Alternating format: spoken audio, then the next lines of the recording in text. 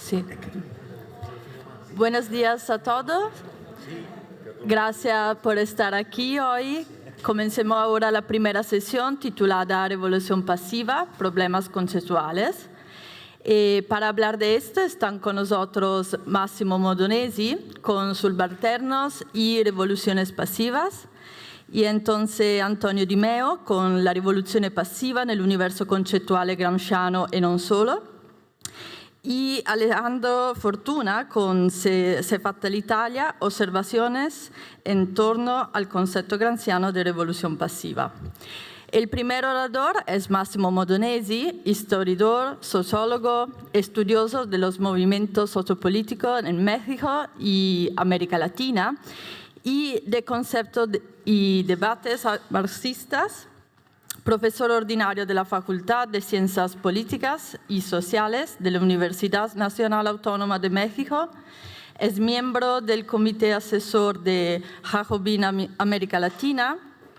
Entre sus publicaciones cabe destacar Horizontes Gramscianos, estudios en torno al pensamiento de Antonio Gramsci, Revoluciones Pasivas en América Latina, México Izquierdo, Claroscuros de las Izquierdas Mexicanas y Revolución Pasiva, una antología de estudios gramscianos. Máximo, tienes la palabra. Gracias. Se te olvidó decirnos cuánto tiempo. Eso es un error que van a pagar caro. No, en mi caso no, pero no sé. Muchas gracias por la invitación. Es un gusto y un honor estar aquí con tantos amigos, compañeros, colegas en una ciudad tan importante y tan bella. Mencionaban el libro Horizontes Gramscianos. De hecho, recordando a Paco Fernández Buey, en ese libro sale un texto y yo tuve un intercambio con él y él me escribía que estaba muy enfermo y que era el último texto que iba a escribir. Tengo entendido, me gustaría si hubiese algún biógrafo de Paco un poco reconstruir eso. Yo le he dedicado el libro cuando salió en 2003, pero pues sí me acuerdo ese correo que me escribió que me impactó, en donde me decía que la enfermedad estaba muy avanzada, que iba a hacer un esfuerzo, que le tenía mucho cariño a ese texto, que es un texto muy lindo sobre la verdad en Gramsci. Entonces, quiero recordarlo aquí.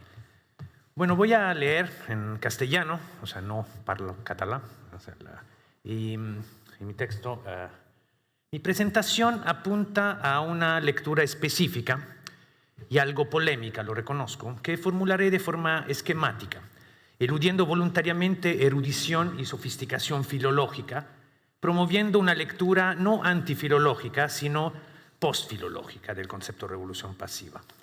Porque de nada sirve la filología si no es viviente, es decir, no se traduce en el terreno de la teoría y de la práctica para ofrecer claves de lectura y de acción política. Bajo esta premisa, mi tesis central es que el concepto revolución pasiva, visto desde la perspectiva de las clases subalternas, adquiere otra luz, una iluminación no solo política, sino teórica, que habilita y perfila un específico horizonte de usos posibles de esta categoría. Sostiene Peter Thomas que existen en los debates gramscianos 4 abordajes a la noción de revolución pasiva. Cito: en primer lugar, se ha presentado como una reformulación del ya establecido concepto de revolución burguesa desde arriba, comprendida como un proceso en el cual las élites políticas existentes instigan y administran periodos de convulsión social y transformación. En segundo lugar, la revolución pasiva se ha entendido como una contraparte o complemento de otras teorías macrohistóricas de la formación del Estado, la modernización o la descolonización.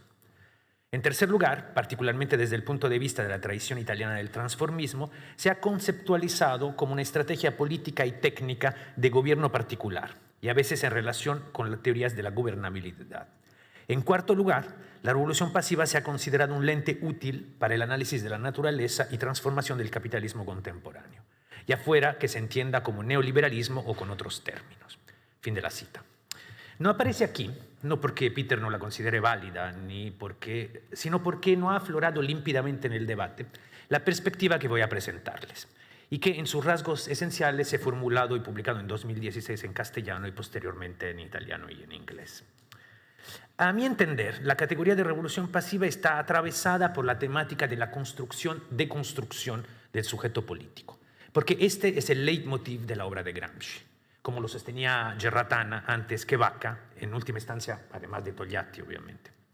Esta centralidad es más que evidente si partimos del concepto de intelectuales o el de hegemonía, a pesar de que la atención sobre ese aspecto se haya diluido tanto en la polarización entre abordajes culturalistas o estadocéntricos, o sea, entre subalternismo y hegemonismo. En relación con la noción de revolución pasiva, el lugar, el papel y el peso de los subalternos no ha sido nunca relevado de forma sistemática, aunque su presencia-ausencia ha sido reconocida tangencialmente por diversos estudiosos gramscianos en tanto ineludible, ya que aparecía explícitamente en diversas anotaciones del marxista Sarto. Para sanar esta laguna, sostengo que esta presencia-ausencia ocupa un lugar central y amerita ser resaltada y destacada debidamente. Esta perspectiva no es la única posible ni pretende ser exhaustiva, ya que efectivamente el concepto de revolución pasiva atañe distintas esferas de lo político. Considero, sin embargo, que no puede ser considerada secundaria, sino primordial. En efecto, creo firmemente que una perspectiva de lectura de Gramsci centrada en la subalternidad y la autonomía no es solo una clave para entender el concepto de hegemonía, sino también para entender cabalmente el sentido y el alcance de la categoría de revolución pasiva, ordenando de otra manera el abordaje al concepto. Sí, como decía, este ángulo, esta óptica, se encuentra explícitamente en algunos pasajes de los cuadernos, es al mismo tiempo parcialmente implícita. Aparece en segundo plano, en filigrana, en las notas que sobre este concepto redactó Gramsci en la cárcel, que tampoco son muchas, y que por lo tanto requiere de una intervención, una interpretación, cuyos alcances no deben, sin embargo, torcer arbitrariamente el pensamiento de Gramsci, sino ofrecer una línea, aunque no sea recta, un hilo rojo que lo resalte y lo proyecte más allá de sus límites, porque, citando siempre a Gerratana, Gramsci por sí solo no se sostiene. Agrego yo, se sostiene solo si lo apuntalamos desde adentro y desde afuera, si pensamos y trabajamos metateóricamente al interior de su obra, pero también si simultáneamente lo articulamos con una corriente de pensamiento, la marxista, y sus hallazgos respecto de la comprensión de los procesos de subjetivación política. Pero acelerando el paso y entrando a la médula de mi presentación, a continuación voy a distinguir y espero ordenar unas dimensiones o coordenadas fundamentales de la cuestión revolución pasiva, que es en realidad, como lo argumentaré, siempre diversa, por lo que conviene hablar de revoluciones pasivas en plural. Formularé sintéticamente, en los límites estrechos que me permite esta mesa redonda, que no es redonda, por cierto, cuatro preguntas fundamentales que a mi parecer enmarcan analíticamente el fenómeno y el problema de las revoluciones pasivas. ¿De dónde surge? Es decir, ¿cuáles son sus causas y por lo tanto sus propósitos? ¿Qué son? ¿De qué están constituidas fundamentalmente? ¿Cómo se realizan? Es decir, ¿cuáles son sus mecanismos? Y finalmente, ¿cuáles son sus resultados o, si quieren, sus consecuencias? Es decir, telegráficamente, ¿cuándo y por qué, cómo y para qué? Bueno, ¿de dónde surgen? ¿Por qué surgen? ¿Cuáles son las causas de las revoluciones pasivas? En primera instancia, sin lugar a dudas, responden a la capacidad de las clases dominantes de retomar la iniciativa frente a una crisis de hegemonía.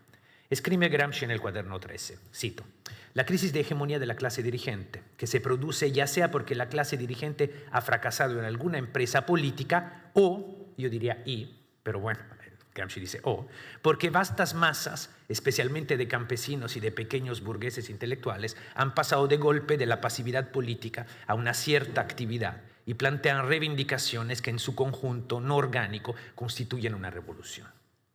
La situación histórico-política, fin de la cita, la situación histórico-política del relativo equilibrio catastrófico, que dicho sea de paso conecta las revoluciones pasivas a las formas bonapartistas y cesaristas, no es estática, sino el resultado de un ajuste de la correlación de fuerzas. Del lado de las clases subalternas se produce un movimiento antagonista que, por la falta de iniciativa popular unitaria, y cuando hago así son las citas de Gramsci, porque si no digo cita, entonces tienen que ver, y el subversivismo esporádico e inorgánico de las masas populares, y como señala siempre Gramsci en relación al cesarismo, la debilidad relativa de la fuerza progresiva y antagonista en el cuaderno 9. Es de alcance limitado, insuficiente para desempatar a su favor, pero suficiente para mover ficha, como dicen aquí, alcanzar un equilibrio, un empate, aunque sea temporal o solo aparente. Un proyecto de revolución pasiva surge siempre, en alguna medida, aunque fuera mínima y poco visible, como respuesta, reacción, dice Gramsci, contragolpe, en antítesis a la activación amenazante de los subalternos, de las clases peligrosas. La primera pregunta que tenemos que formularnos es, por ende, cuál es el grado y la incidencia del desafío que lanzan las clases subalternas en su activación, limitada, pero históricamente y políticamente significativa, que causa, si quieren, la crisis orgánica y el debilitamiento del control y la pérdida temporal de iniciativa de las clases dominantes. Esto interpela una cuestión fundamental, tanto concreta y puntual como teórica y general, respecto de la valoración de la capacidad de las clases subalternas de generar una crisis de hegemonía.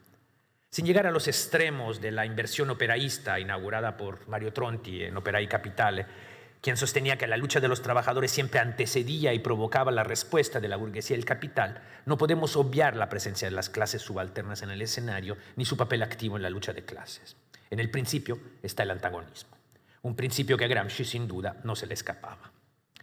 ¿Qué son las revoluciones pasivas? ¿En qué consiste la iniciativa de la clase dominante? ¿Cuál es la especificidad de la forma de revolución pasiva como solución a una crisis de autoridad o de legitimidad? Una forma, un proyecto, proceso de, dice Gramsci, conservación e innovación, revolución sin revolución, revoluciones, restauraciones o restauraciones progresistas. Esos son los sinónimos que plantea Gramsci en los cuadernos. La distinción entre proyecto y proceso va más allá del rechazo explícito que formula el marxista Sardo respecto de la adopción de la revolución pasiva como programa, al cual se refería Guido hace rato, sino que aparece en el trasfondo, en tanto en la historia real, proyecto y proceso se sobreponen inexorablemente y por lo tanto son susceptibles de distinguirse, siguiendo una indicación de método que Gramsci formula explícita e implícitamente en varios pasajes de los cuadernos. Calibrar esa distinción ameritaría un desarrollo que no puedo realizar plenamente en esta sede. Valga la indicación general que sería necesario sopesar y ponderar cada una de las formas, proyecto y proceso, para entender la relación entre ambas en cada caso concreto, en particular respecto de qué tanto el proyecto se realiza plena o parcialmente como proceso y qué tanto el proceso está guiado por un proyecto elaborado conscientemente, se afirma progresivamente o se desvía. La combinación entre abordaje historiográfico y análisis político permite considerar a las revoluciones pasivas fallidas, truncas o simplemente esbozadas, que no dejan de surcar el campo de la historia del tiempo presente, de nuestros días, que todavía no podemos considerar historia, pero que podemos interpretar historiográfica y políticamente, dejando en suspenso, como simple interrogación, como lo hacía el propio Gramsci, la pregunta respecto de aquello que hace época y de aquello que no lo hará. Dejando el método y volviendo al contenido, desde la perspectiva de las clases subalternas, la razón de ser de las revoluciones pasivas, su causa y su esencia, es el despliegue de un proyecto-proceso de pasivización como condición indispensable, sine qua non, para prevenir y evitar un desborde de masas, una potencial real o imaginada revolución activa, una revolución con revolución, una revolución social protagonizada por las clases subalternas. De ahí la necesidad de impulsar una transformación que, cito, acoja ciertas partes de las exigencias populares, que reacomode la correlación de fuerza en áreas de neutralizar el potencial antagonista de las clases subalternas. Para ello, escribe Gramsci que la clase dominante, y cito, hace incluso sacrificios, se expone a un futuro oscuro con promesas demagógicas, pero conserva el poder, lo refuerza por el momento y se sirve de él para aniquilar el adversario y dispersar a su personal de dirección, que no puede ser muy numeroso ni muy adiestrado. ¿Cómo se realizan las revoluciones pasivas? Ya mencionamos que la acogida de ciertas demandas populares es la moneda de cambio de la resubalternización.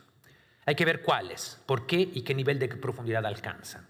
En particular, insistiendo en la perspectiva de la desubjetivación de las clases subalternas, en qué medida están orientadas para lograr la desorganización y la desmovilización y qué tanto efectivamente lo logran. Es sabido que, en un plano estructural, una revolución pasiva incluye la intención de estabilización, es decir, de una modernización capitalista por medio de la intervención estatal en la vida económica en función anticíclica.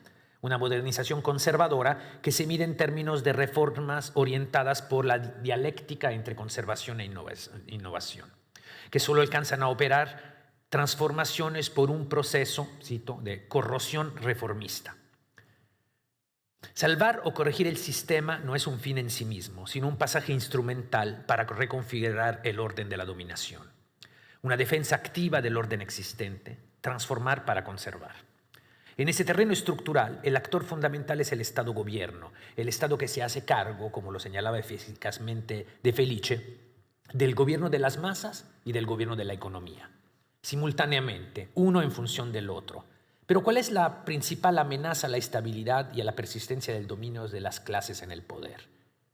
¿La crisis económica, sistémica o la crisis de dominación política?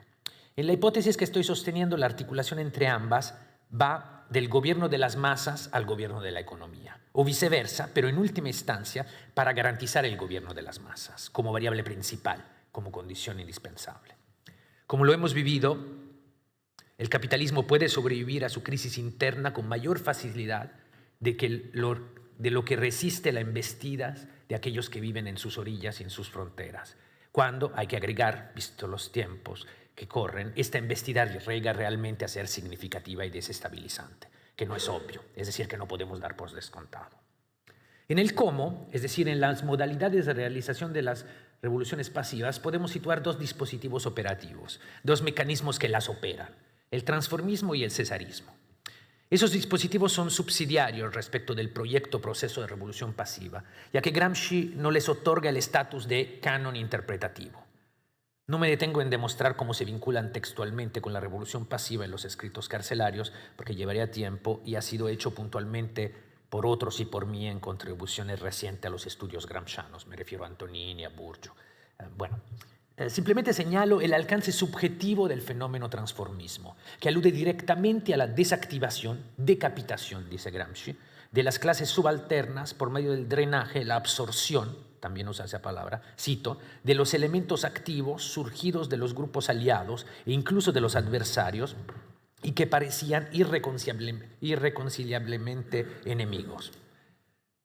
Fin de la cita. Por medio de la cooptación y por el tránsito voluntario de fuerzas del campo de las clases subalternas a las dominantes. Un debilitamiento del campo subalterno a través de la conversión de sus grupos dirigentes en operadores de la transformación conservadora. Menos evidente es el carácter desubjetivante y subalternizante del cesarismo, pero que sin embargo puede derivarse de la delegación vía carismática a una gran personalidad heroica o a una organización política que opere desde arriba en la misma lógica desarticuladoras que el transformismo opera desde abajo. ¿Para qué la revolución es pasiva? Casi termino. ¿Para qué la revolución es pasiva? El para qué es la contraparte procesual del por qué proyectual. Los resultados o consecuencias, por lo tanto, remiten al conseguimiento de la finalidad de restablecimiento del orden, la jerarquía y la hegemonía perdida. Las clases dominantes toman la iniciativa para desactivar, pasivizar, desmovilizar, desorganizar, decapitar, reducir los márgenes de antagonismo y de autonomía de las clases subalternas. Este resultado corresponde a una modificación de la correlación de fuerza tanto en el plano macro como micropolítico, es decir, de modificaciones moleculares en las profundidades político-culturales de la relación mando-obediencia, de la hegemonía capilar. Porque, como agregó Gramsci en el cuaderno 13 sobre cesarismo, el propósito último no es solo contrarrestar la avanzada de la fuerza progresista antagonista, sino, cito, la necesidad de mantenerla como tal. Fin de la cita. Es decir, reconducirla a la subalternidad. En ese sentido, una revolución pasiva rompe el equilibrio catastrófico o eventualmente, si lo consideramos a la par del bonapartismo, cesarismo, lo prolonga, aunque sea de forma efímera. Por otra parte, para evaluar sus alcances y resultados, podemos aplicar el criterio de la distinción progresivo-regresivo que Gramsci adopta en su tratamiento del cesarismo para identificar una tensión que también recorre las revoluciones pasivas. Entre los casos sobre los cuales se interroga Gramsci, podríamos distinguir en uno en donde el uso de la coerción es mayor que el del consenso, más dictadura que hegemonía, es decir, el fascismo, y viceversa, otra configuración que podemos ejemplificar en el New Deal. Si abstraemos, podemos sostener que a toda revolución pasiva corresponde una combinación desigual de progresividad y regresividad, siendo un elemento predominante o sobredeterminante en cada caso o en distintos momentos de la trayectoria de un proceso. Lo cual no es indiferente para las clases subalternas. En tanto, siempre siguiendo el hilo gramsciano, el progreso correspondería a la conformación en el mediano o largo plazo de un sujeto político antagonista y autónomo y potencialmente hegemónico en aras de impulsar un proyecto emancipatorio alternativo al existente, es decir, un nuevo orden. En ese sentido, tendría un carácter progresivo, progresista, todo proceso o proyecto de reformismo social que, a pesar de sus esfuerzos pasivizadores, no solo recoja en mayor medida las demandas populares, sino que además no impida la acumulación de fuerza política de las clases subalternas y no incluya medidas profundamente reaccionarias en el plano de las libertades políticas que las obstaculicen. Mientras que serían regresivos aquellos proyectos o procesos que combinan un menor grado de reformas sociales con altos niveles de represión y que busquen o logren revertir el camino hacia la autonomía de los subalternos. La revolución pasiva se coloca, por lo tanto, como una paleta de tonos de gris al interior de una tipología de situaciones histórico-políticas que, en los términos del paradigma francés de 1789, se dislocan temporalmente entre revolución y restauración. Si progresivo está revolución, como regresivo corresponde a restauración, el espectro abanico de escenarios históricos en donde, para usar la terminología de Gramsci, la contrarreforma, que ya se mencionaba, y la restauración están a la derecha de la revolución pasiva, así como la revolución activa está a su izquierda. La revolución pasiva vendría siendo, por ende, una alternativa progresista a la vía reaccionaria y un antídoto conservador a la vía revolucionaria desde abajo.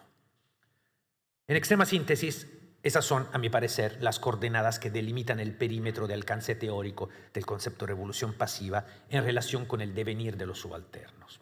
Concluyo reiterando que, a la luz de lo dicho, la perspectiva de los subalternos orienta una lectura del concepto de revolución pasiva en la cual el criterio de la subjetivación política, es decir, la triada subalternidad, autonomía, hegemonía, se vuelve determinante, confiriéndole una caracterización precisa y específica, un filo analítico apto para encarar la comprensión de una serie de fenómenos y procesos políticos del pasado y del presente. Más allá que haya logrado convencerlos, valga este ejercicio de perfilamiento conceptual como botón de muestra del potencial teórico de la obra de Gramsci y, en particular, del concepto de revolución pasiva. Muchas gracias.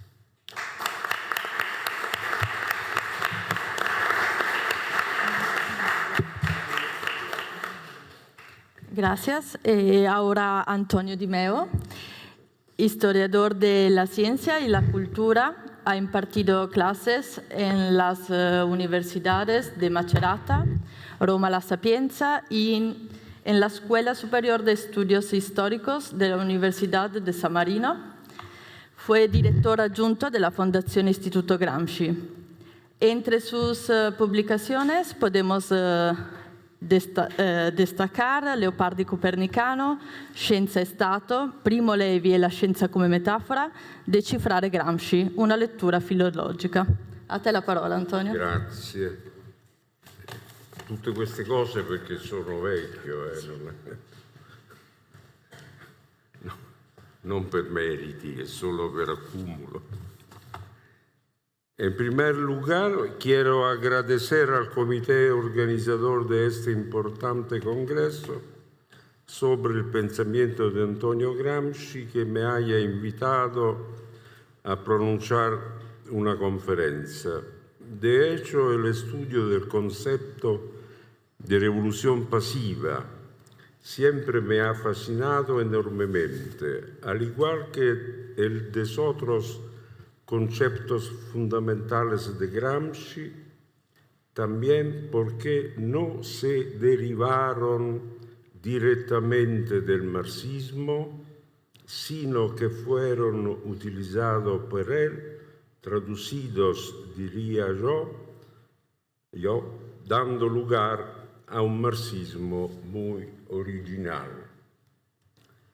Així que bon treball per a tots nosaltres.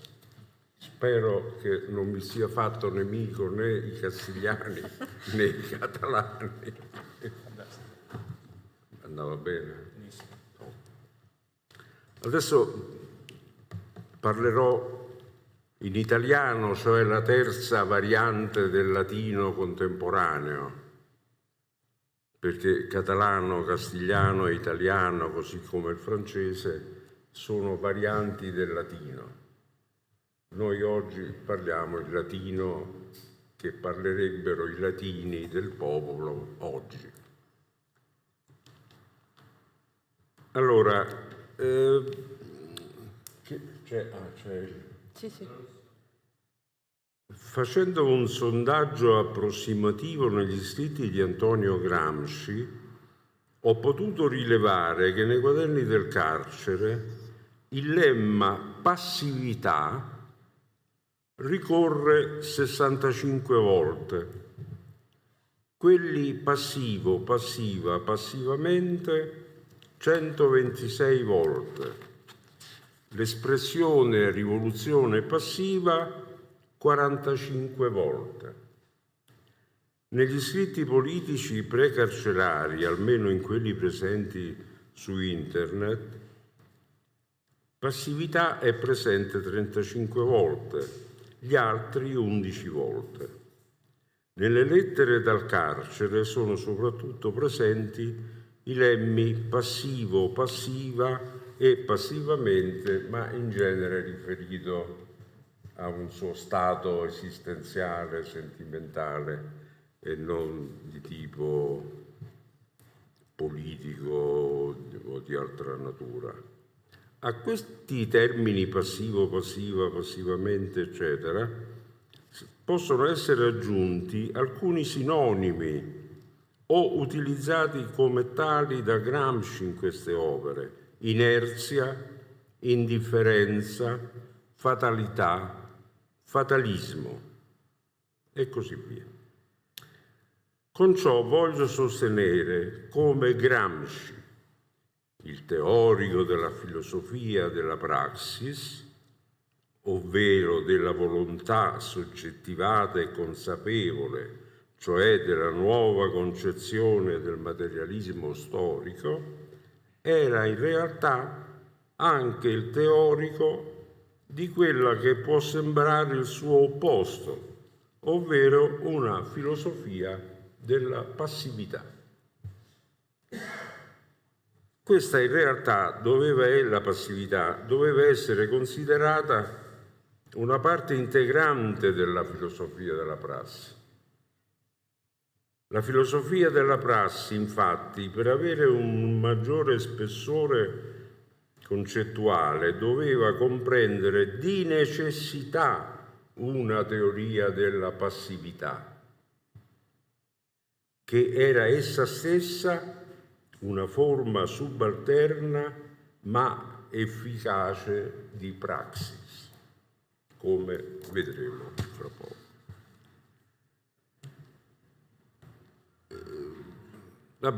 Attività e passività sono concetti antichissimi, dall'antica Grecia, da Aristotele, poi nella filosofia medievale, moderna, nelle scienze, chimica, fisica, medicina, psicologia soprattutto, e forse anche nella linguistica.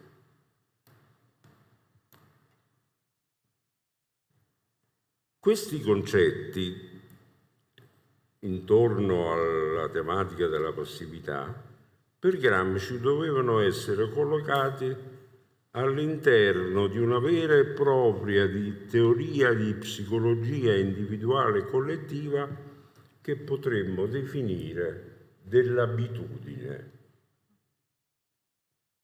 L'abitudine, infatti, per molti e differenti filosofi, sociologi e psicologi otto-novecenteschi, era una realtà profonda della struttura dell'individuo e della società.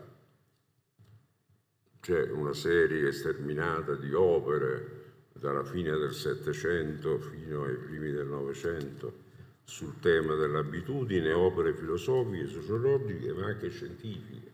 Darwin parlerà di habit, no? E così Herbert Spencer e così tutti i psicologi sperimentali di quest'epoca, fra cui William James, che era lo psicologo che più aveva avuto influenza sul pensiero di Gramsci, era uno dei teorici del pragmatismo americano. Nei Principles of Psychology, 1890, infatti, James sosteneva che l'abitudine era una proprietà positiva in quanto svolgeva una funzione economica, cioè di risparmio di energia e di fatica nei comportamenti umani.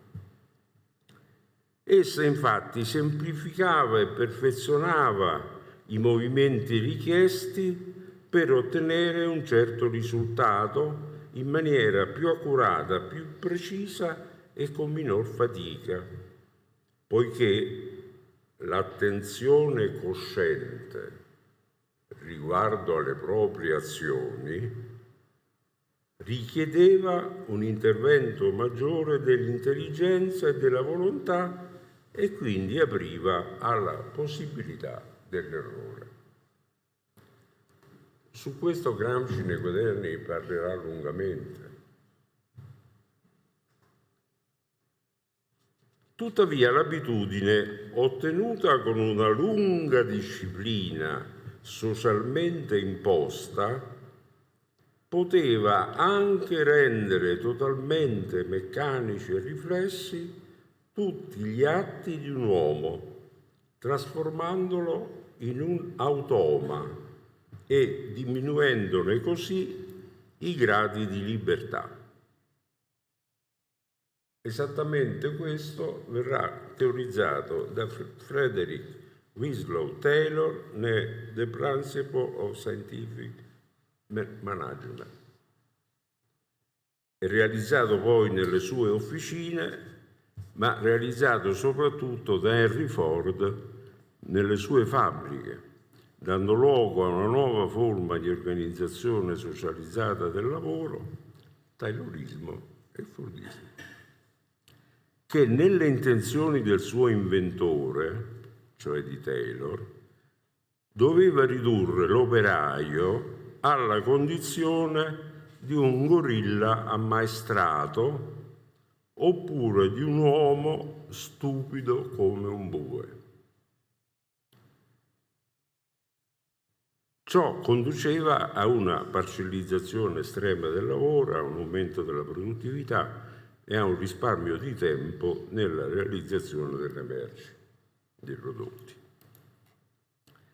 Per James, e qui c'è l'aspetto più sottile di questa teoria, l'abitudine svolgeva un'importante funzione di stabilizzazione e conservazione sociali. Dall'incorporazione nervosa di ciò che prima era consapevole, infatti, derivava la tendenza a mantenere statici e stabili gli equilibri sociali raggiunti a una data epoca. L'abitudine era una facoltà che produceva ordine. Essa, infatti, secondo James, era un volano che regolarizza i movimenti della società ed è il suo più prezioso agente di conservazione. Essa solo, cioè l'abitudine, ci mantiene nei limiti dell'ordine e salva i figli privilegiati della fortuna, cioè quelli delle classi superiori, dagli assalti dell'invidia e della povertà.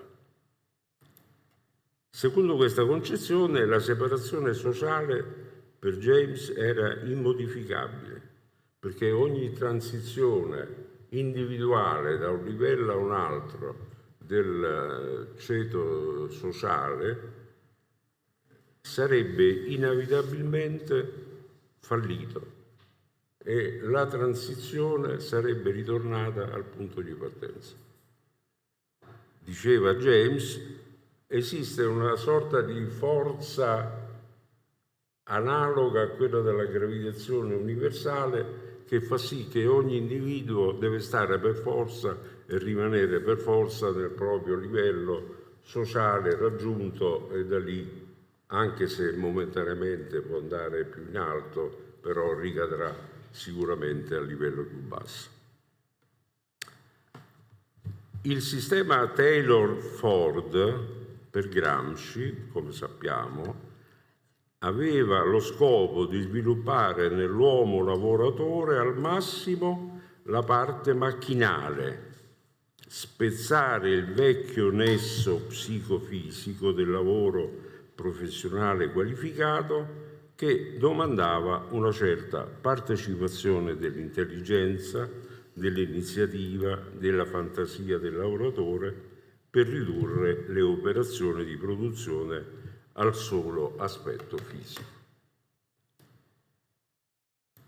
L'interpretazione gramsciana del terrorismo e del fordismo, dunque, poneva molta enfasi sul fatto che il nuovo sistema avrebbe provocato la trasformazione delle mansioni parcellizzate dell'operaio in automatismi del suo corpo grazie all'abitudine e alla coercizione strutturale dovuta alla catena di montaggio. Nei quaderni del carcere, a questo proposito, ritroviamo molte delle idee di psicologia sperimentale già intraviste. Anche Gramsci, infatti, faceva rilevare la stessa dinamica del rapporto fra azione cosciente e incosciente, e cioè che tanto più grande era la partecipazione consapevole del lavoratore al contenuto del suo lavoro, tanto più egli faceva intervenire la volontà e la coscienza, tanto più imperfetto era il prodotto che ne risultava. Al contrario, un prodotto preciso dal punto di vista della sua standardizzazione, della sua riproducibilità allargata, pensiamo, per fare un collegamento estremo, a Benjamin, l'epoca della riproducibilità illimitata dell'opera d'arte, inconsapevole, richiedeva un lavoro fortemente automatizzato, inconsapevole, dove fossero bandite la memoria, la ragione, il sentimento, l'attenzione e la volontà individuale. Nel nuovo modo di produrre, dunque, erano utili solo quelle facoltà che erano state incorporate e che erano diventate il riflesso che, consentendo la semplificazione e l'accelerazione dei tempi di lavoro, aumentava di questo la produttività.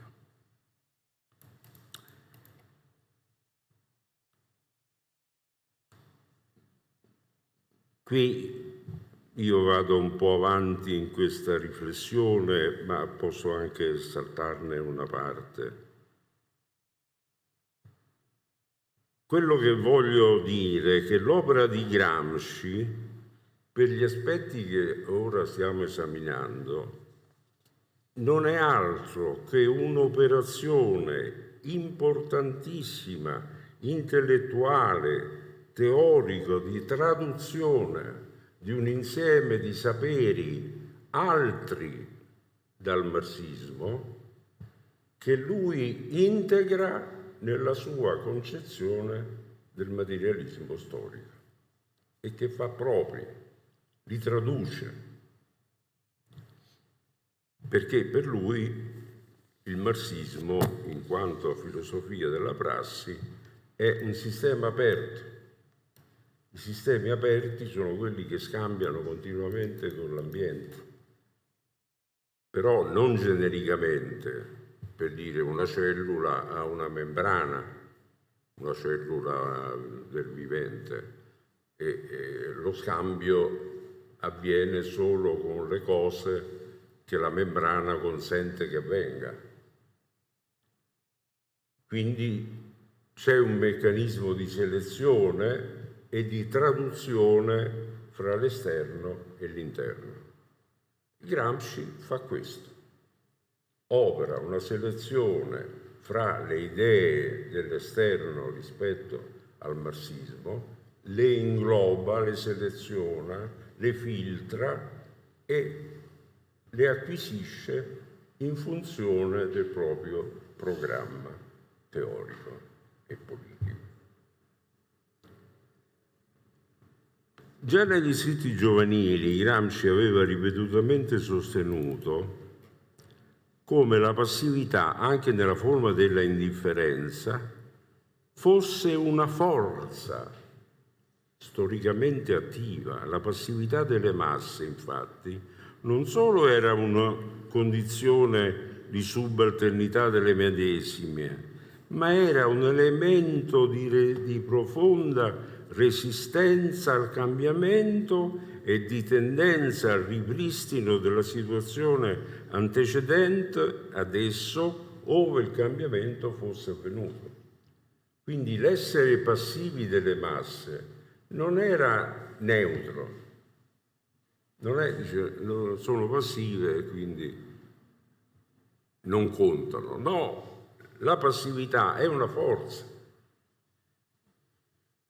È sulla passività che si gioca anche la lotta fra le classi.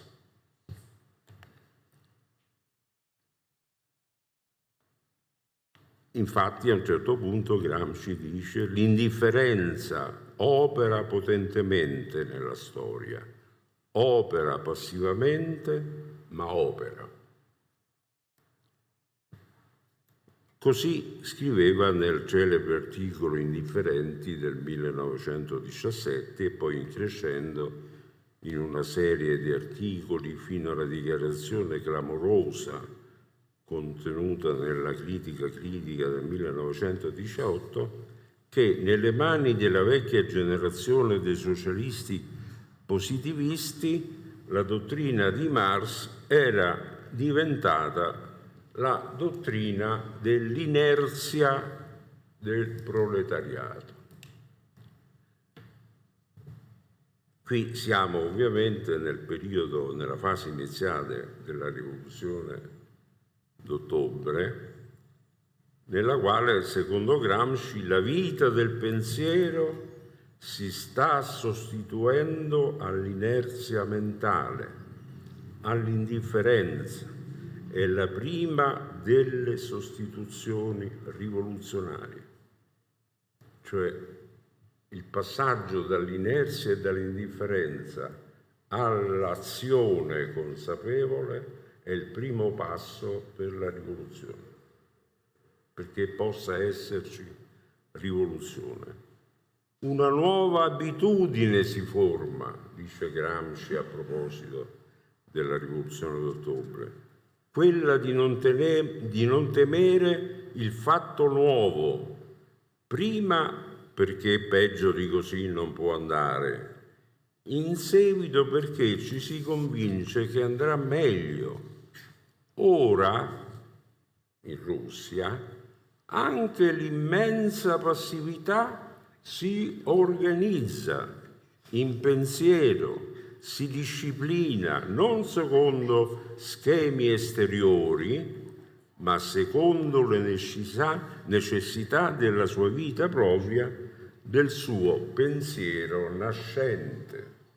L'idea di pensiero nascente significa che una massa passiva e indifferente comincia a produrre pensieri che sono, come dire, in controtendenza rispetto alla situazione in cui vive o precedente. E quindi siamo in una fase proprio aurorale, si potrebbe dire, dell'attivizzazione delle masse.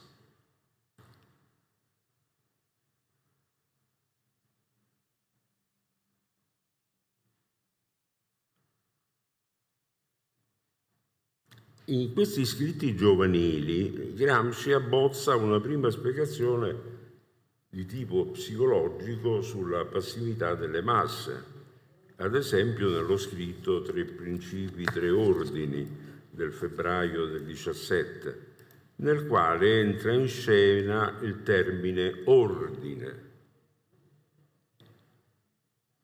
con una funzione eminentemente psicologica, definita da Gramsci addirittura taumaturgica, ossia dotata di un potere di fissazione generalizzata di uno stato mentale e di una convinzione in questo caso conservatrice e passivizzante, legata a un'altra categoria tipico del pensiero di Gramsci, ossia il senso comune, considerato una sorta di bricolage di pensieri conformistici, spesso anche residui di ideologie passate, interiorizzate ancora grazie alle abitudini e ai vincoli sociali. Era la parola ordine, col suo potere presente nella forma mentis degli uomini, che ostacolava la possibilità volontaria di accedere a un ordine nuovo, in quanto questa transizione prevedeva una fase transitoria di rottura di equilibri e consuetudini sociali, ossia una rivoluzione che in genere creava tensione, fatica o addirittura spavento. La parola ordine era, Gramsci la chiamerà parola forza. Inutile dire che Gramsci insieme a Togliatti, Terracini e Angelo Tasca fonderanno un settimanale chiamato Ordine Nuovo, cioè è proprio il tentativo di superare. Ora, queste parole forze, idee forze, cioè parole e idee che consentivano la mobilitazione mentale prima di ogni altra cosa delle masse passive, venivano a Gramsci da uno psicologo francese, Alfred Fouillet, il quale riteneva appunto come già il fatto di avere delle idee era un motivo di azione, di reazione alla passività, di espressione di un'energia psichica che, incanalata bene dalla volontà, poteva portare le masse a raggiungere gli obiettivi che si erano eventualmente preposti.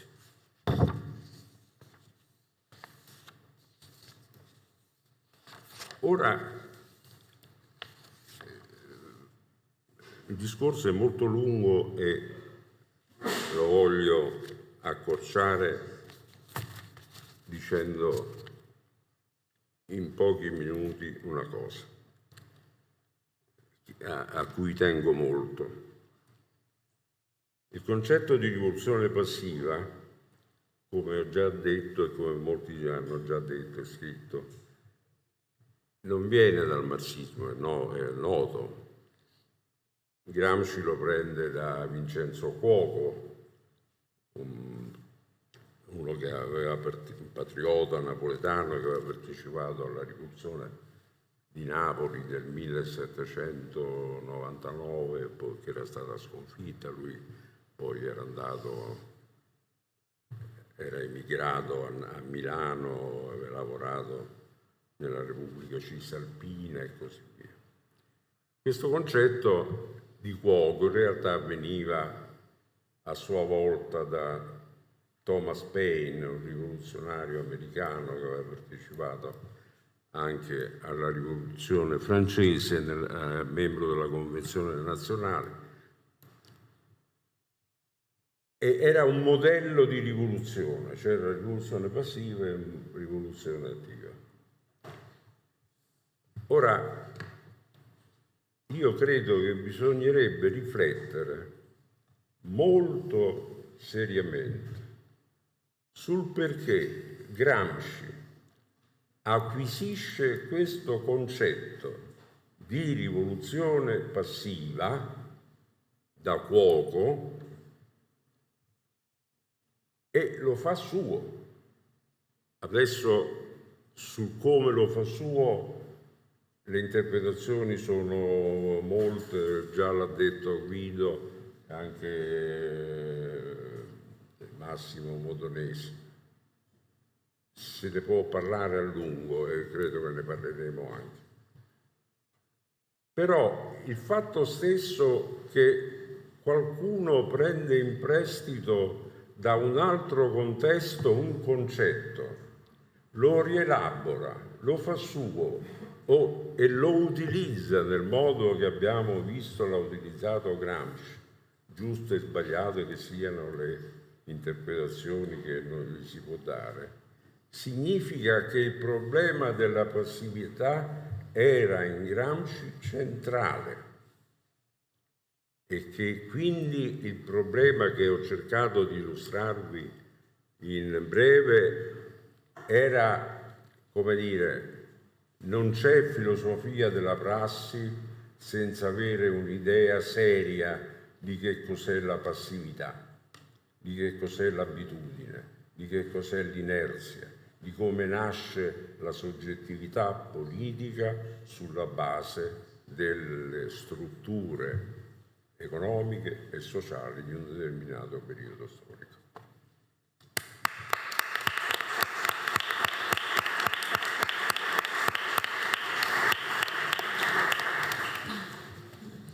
Gracias. Finalmente, Alejandro Fortuna, doctorando en filosofía por la Universidad Autónoma de Barcelona, actualmente trabaja en una tesis sobre la relación entre los conceptos de hegemonía e ideología en el pensamiento de Antonio Gramsci. Es miembro de la Asociación de Estudios Gramscianos de la Cataluña. Alejandro, tiene palabra. Gracias. Bien. Sí.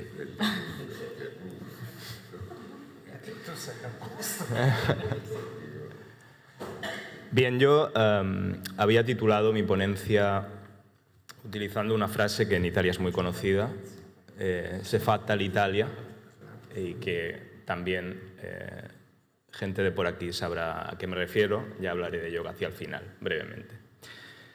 Pero he pensado esta misma mañana que quizá convendría proponer un título alternativo que se ajusta más a lo que voy a tratar en la ponencia. Y ese título alternativo sería Pensar la separación. Será una presentación voluntariamente un tanto esquemática, voluntariamente. También acabo de recordar respecto a esto una cosa que dice Eugenio Trías en su primer libro, un libro fantástico, La filosofía y su sombra. Trías cita, es un libro también esquemático, y Trías cita a Cavafis, creo, porque yo no he encontrado el origen, y dice algo así como: las teorías son como redes, quien las lance pescará, ¿no? Es decir, que a veces conviene ser esquemático para abrir un poco el campo de las ideas. Bien, dicho esto, como en tantos otros casos, y sobre todo en el caso del concepto de hegemonía, el concepto de revolución pasiva adquiere en los quaderni del Carcere una notable pluralidad semántica. Quizá no tanto como el de hegemonía, pero sí que la adquiere. Es decir, no se produce un deslizamiento lineal de un significado original que Gramsci toma hacia otro que sería el propio de Gramsci. Igual que en el caso de la hegemonía, el significado leninista siempre está presente. Y en el caso de la revolución pasiva pasa lo mismo, es decir, el significado siempre está presente, pero se adquiere un plus de significado, que sería el que sea más propio de Gramsci. Bien, yo no voy a explorar esa pluralidad semántica, supongo que se hará durante el Congreso y ya se ha hecho, pero lo que voy a hacer es analizar brevemente una lógica que entiendo que subyace al concepto de revolución pasiva tal y como lo entiende Vincenzo Cuoco, es decir, tal y como llega a Gramsci.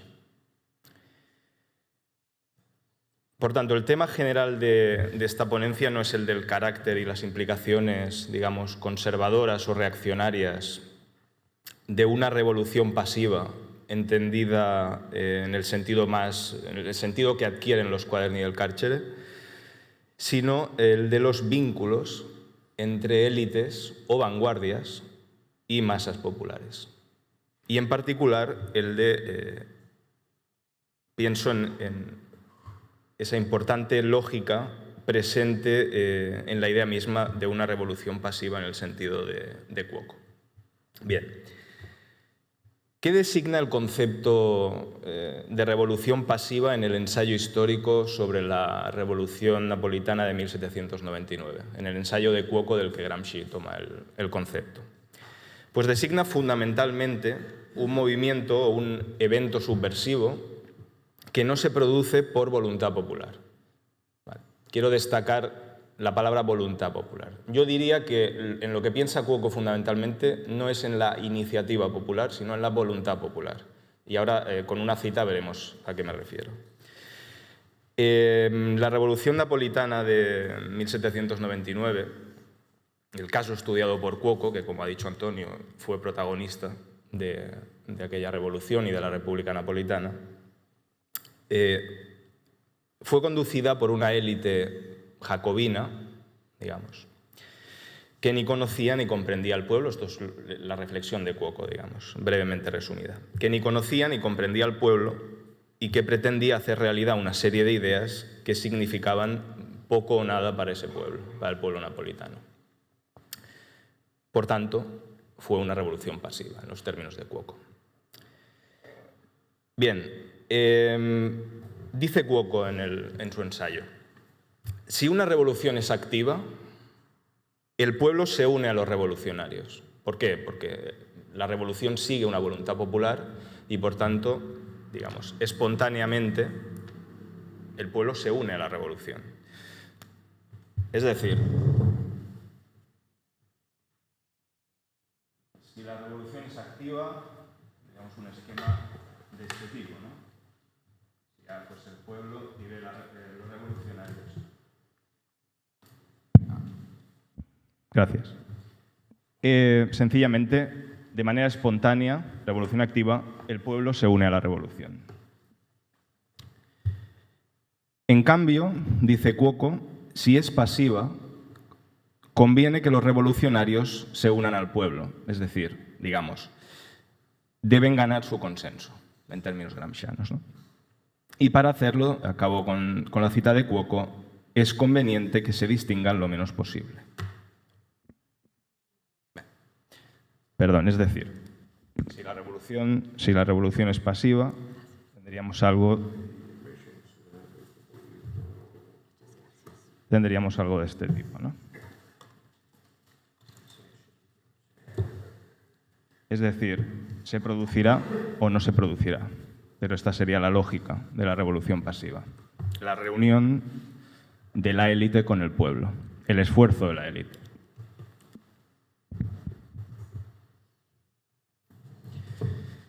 Bien, pues una vez presentada esta lógica del concepto de revolución pasiva en Cuoco, una lógica que llamaré lógica de la reunión, bien, voy a explorar, como he dicho, a modo de redes, algunos referentes del análisis y la crítica, no del concepto de revolución pasiva, sino de esta lógica de la reunión que se encuentra ahí. Y para ello partiré de unas observaciones, de un par de observaciones que hace Benedetto Croce en dos libros sobre el saggio de Cuoco, sobre el ensayo de Cuoco. Bien, el primero es una cita tomada de la Revolución Napolitana de 1799, del libro de Croce, no del de Cuoco. Croce básicamente está de acuerdo con Cuoco, fundamentalmente. Dice: aquellos hechos no fueron consecuencia o catástrofe de un desarrollo, destaco la palabra de un desarrollo, es decir, histórico-social, importante y original. De ahí observa Croce que los propios revolucionarios, y Cuoco el primero, definieran esos acontecimientos como una revolución pasiva. Y es poco más o menos lo que dice Cuoco. Esta sería la primera idea, que Croce está de acuerdo con Cuoco. La segunda es una cita que procede de la filosofía de Giambattista Vico, de otro libro de Croce. Lo que hace respecto del ensayo de Cuoco Croce en ese libro es poner en relación las ideas de Cuoco con las del pensamiento de Vico. Dice Croce: el primer y principal aprendizaje que los paisanos de Vico, y ante todo Cuoco con su ensayo, extrajeron de su pensamiento, del pensamiento de Vico, fue político, de filosofía política. ¿Qué quiere decir Croce? Croce apunta, quizá incluso con más insistencia que Cuoco, al abstracto jacobinismo y al filogalismo, que es palabra de Croce, que impulsó la, al final, catastrófica Revolución Napolitana. Es decir, lo que se está haciendo es someter a crítica el principio epistemológico cartesiano, según el cual la verdad, o las ideas que uno pueda validar, en este caso el pueblo napolitano, dependen de su claridad y distinción, que son las palabras que usa Descartes, es decir, de su evidencia. A este principio, nos recuerda Croce, se opone el lema epistemológico de Vico, verum ipsum factum, o con otras variaciones, es decir, lo verdadero es lo hecho. La verdad, el conocimiento, entendido no como una adquisición, sino como una elaboración, como una construcción.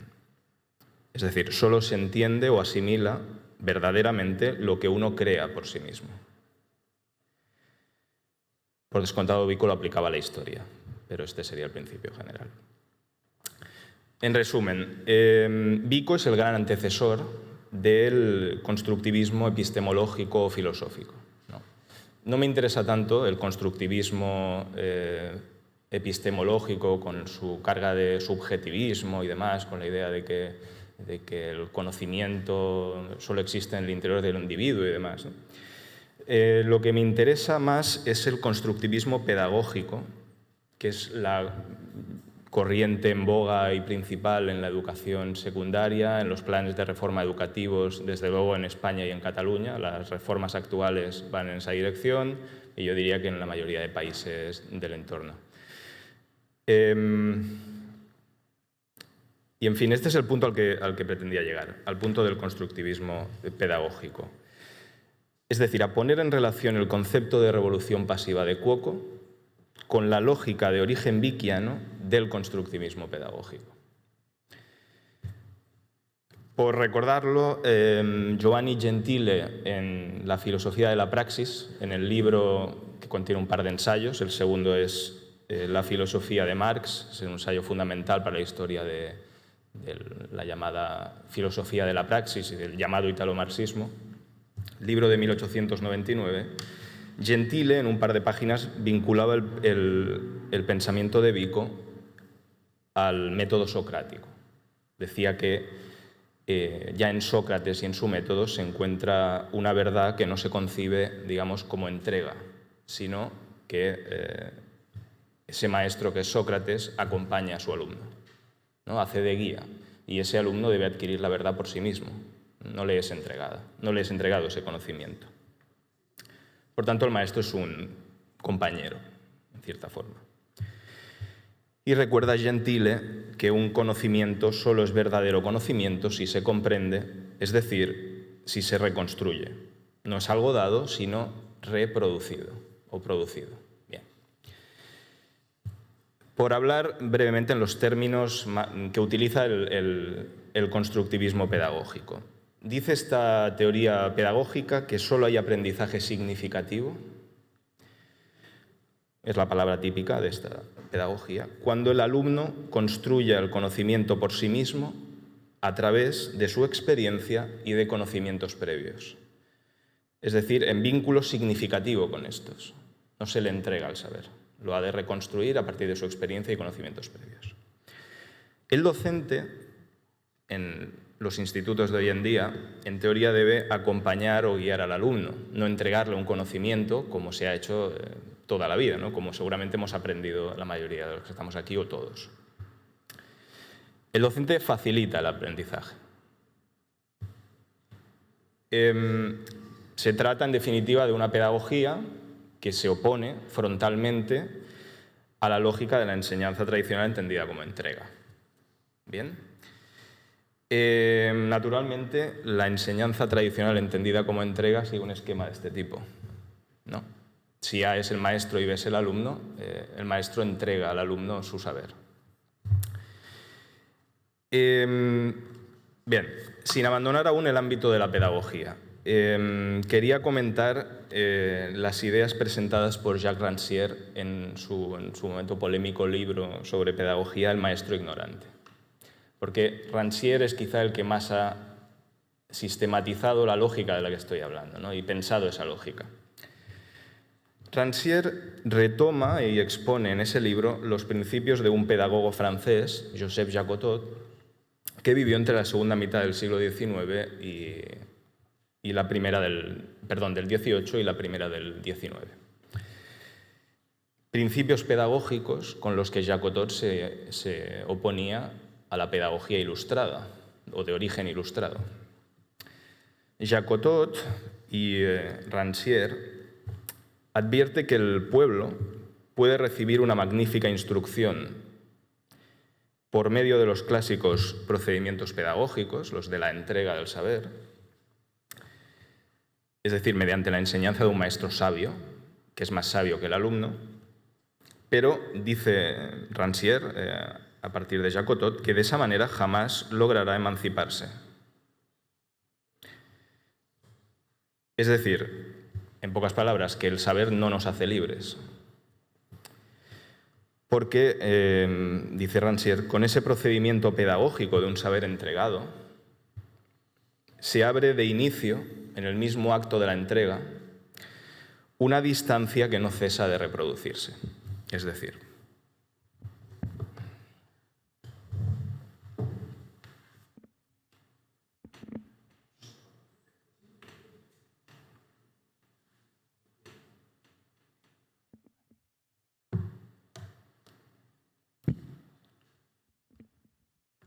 en términos de saber, de conocimiento, es perfectamente posible que el alumno sea cada vez más sabio, cuanto más aprenda de su maestro. No hay ningún problema con esto. Pero en términos de emancipación, que es una cosa muy distinta,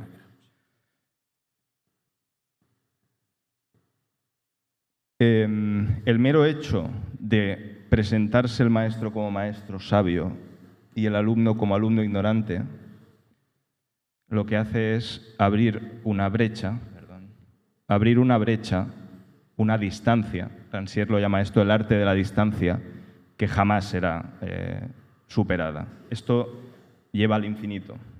El intento de suturar esta distancia lleva al infinito. Bien. La frase que utiliza Rancière es que el explicador, sea o no maestro, yo ahora lo estoy haciendo, con la mejor de las intenciones, sin duda, pone y luego suprime la distancia. Pero si la puede suprimir es porque primero la ha puesto. Primero verifica la desigualdad, yo soy el sabio, tú eres el ignorante, y luego trata de alcanzar la igualdad, mediante el saber. Pero en el hecho de establecer la igualdad como fin, un fin que se alcanzaría por medio del conocimiento, la sitúa, como he dicho antes, en el infinito. Este proceso jamás acaba. Por tanto, concluye Rancière, para lograr la emancipación del pueblo no debe partirse del presupuesto de una desigualdad a reducir, sino de la certeza o el presupuesto de una igualdad a verificar. Es decir, lo que hay que decirle al alumno es: somos iguales, y él será capaz de conocer por su cuenta. Bien, la última referencia que quiero hacer en este salto de unas teorías a otras es la marxiana, que trata brevemente esta lógica de la separación-reunión. Me refiero a las tesis sobre Feuerbach. Voy a leer la tercera tesis sobre Feuerbach para recordarla. Decía Marx, es el texto de Marx, no el de Engels, decía Marx: la teoría materialista de que los hombres son producto de las circunstancias y de la educación, y de que, por tanto, los hombres modificados son producto de circunstancias distintas y de una educación modificada, olvida que son los hombres, precisamente, los que hacen que cambien las circunstancias y que el propio educador necesita ser educado.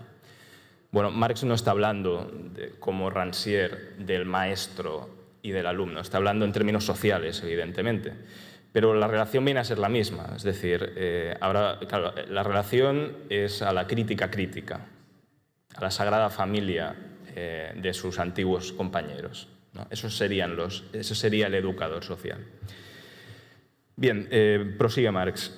Conduce, pues, esta forma de concebir propia de la teoría materialista, que luego dice contemplativa o mecanicista, esto conduce forzosamente a la división de la sociedad en dos partes, una de las cuales está por encima de la sociedad. Luego citan como ejemplo a Robert Owen.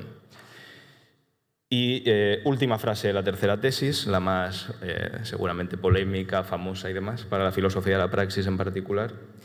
Dice Marx, la coincidencia de la modificación de las circunstancias y de la actividad humana solo puede concebirse y entenderse racionalmente como praxis revolucionaria. Bien.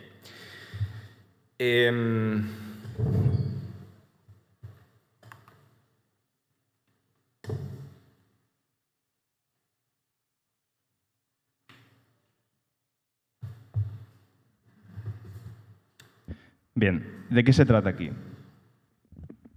El esquema que tenemos es exactamente el mismo. Hay un educador y hay un educado que de hecho es la sociedad. Una sociedad en la que supuestamente el educador no toma parte.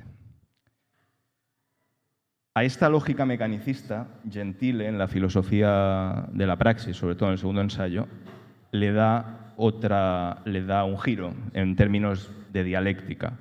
Y sería simplemente añadir a este esquema una nueva flecha, es decir, tanto puede ir hacia aquí como hacia allí. ¿Vale? Esta lógica la ha llevado Rodolfo Mondolfo al extremo del filosofar por nada, digamos.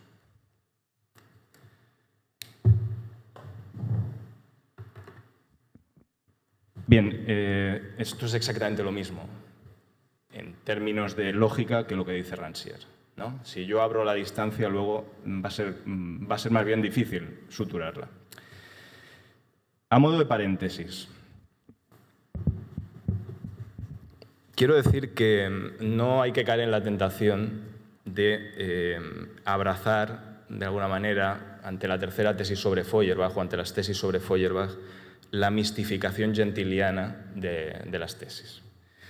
Las tesis no responden, y es extremadamente fácil demostrarlo, al principio epistemológico de Vico del que he hablado antes. Es decir, las nociones de actividad revolucionaria, práctico-crítica, dice Marx en la primera tesis, y de praxis revolucionaria, aquí en la tercera, no importa que sea la versión de Engels o de Marx, es lo mismo, responden al principio opuesto a la conciencia filosófica anterior de Marx y Engels, esto lo decía Marx, según el cual, por utilizar la expresión de Marx de la introducción a la crítica de la filosofía del derecho de Hegel, la crítica de las armas es superior al arma de la crítica. Pero este arma de la crítica es la crítica crítica, es decir, de aquellos excompañeros de Marx que pensaban que el mundo se transforma transformando la conciencia. A esto pone Marx la concepción materialista de la historia. El mundo se transforma y con él las conciencias transformando el mundo. Por tanto, hay que dejar de interpretarlo, hay que transformarlo. Esto es lo que quiere decir praxis revolucionaria. Bien. Por tanto, no se está echando mano de Vico aquí. Solo quería decirlo como paréntesis, me parece importante. En cualquier caso, por supuesto, lo que me interesa es la cuestión de la división de la sociedad en dos clases, de la separación y de la reunión posterior. Bien, ahora regreso ya, después de esta exploración esquemática, al concepto de revolución pasiva. Evidentemente, esa lógica de separación-reunión a la que he ido haciendo referencia subyace al concepto de revolución pasiva de Cuoco. Decía Cuoco, recuerdo, que si la revolución es activa, el pueblo se une a los revolucionarios de manera espontánea y entonces no hay ningún problema, pero si la revolución es pasiva, los revolucionarios deben buscar la manera de unirse al pueblo y esa tarea En el caso de la Revolución Napolitana era un imposible, en otros muchos es complejísima. Es decir, es un problema que quizá uno llegue a plantearse, pero que convendría no llegar a plantearse. Esperemos que una fuerza revolucionaria no deba llegar a plantearse el problema de suturar esa distancia abierta. Bien, como sabemos está muy presente en los Quaderni del Carcere el motivo de la separación, es muy recurrente, del distacco de las élites con respecto al pueblo en Italia.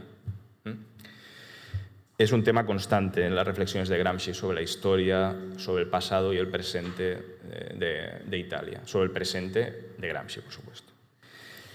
Gramsci escribe acerca del histórico carácter no nacional popular de los intelectuales italianos, tiene muchísimo sobre el tema, de unos intelectuales que han estado siempre, digamos, desgajados del pueblo italiano, que se han sentido parte de una cosmopolita República Literarum, ¿no? Una república internacional, perdónate el anacronismo de intelectuales. Y en esta tradición, o sea, es decir, que han bebido no de una realidad histórica, sino de una tradición libresca. Y esta tradición, al fin y al cabo, es lo que dio forma al Risorgimento. Es decir, a un proceso de unificación territorial y política concebido desde una visión propia de Gioberti y otros, totalmente elitista e idealista de la italianidad. Se trata, en efecto, de un resurgimiento, según se concibe, de un resurgir, no de una unificación, de un resurgir, de algo que ya antes estaba unificado, o de una restauración, por utilizar el término de Edgar Quinet, que Gramsci asociará con la fórmula revolución-restauración al concepto de revolución pasiva. Es decir, de un cierto clasicismo nacional basado en glorias antiguas, imperiales, literarias, humanistas o científicas. Restauración aquí no es conservación-reacción, es la restauración de los valores ancestrales, clásicos y demás.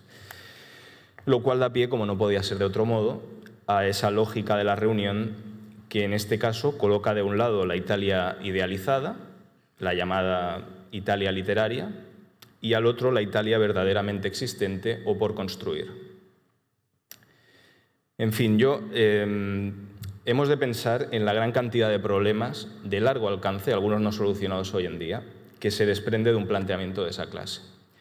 Cuando, concluido ya el Risorgimento, o fundamentalmente, se presenta la cuestión de la renovación social y cultural, o de la unidad cultural de Italia, lo hará en los términos de la célebre frase de Massimo d'Azeglio, uno de los líderes de la derecha histórica: «Se fatta l'Italia, non si fanno gli italiani».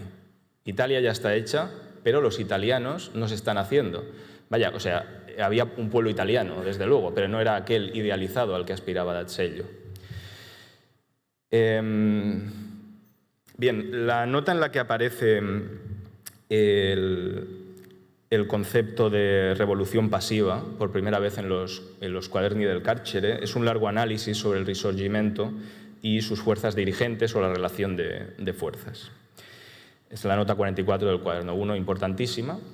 Aparece junto al concepto de hegemonía por primera vez, no en la misma nota, prácticamente en la misma línea, eso hay que tenerlo en cuenta. Y es el análisis concreto del Risorgimento lo que da pie al inmediato deslizamiento semántico del concepto de revolución pasiva, también del de hegemonía, que inmediatamente pierde su exclusividad leninista para pasar a ser además otra cosa. Es decir, donde adquiere ese plus de significado que permite a Gramsci emplearlo al describir el Risorgimento como una revolución sin revolución. Es decir, no solo con escasísima participación del pueblo y sin relación alguna con una voluntad popular, sino también en los términos políticos y económicos que interesan a determinadas clases dominantes. Por tanto, sin que se alcancen o se planteen siquiera una serie de objetivos de carácter popular y democrático.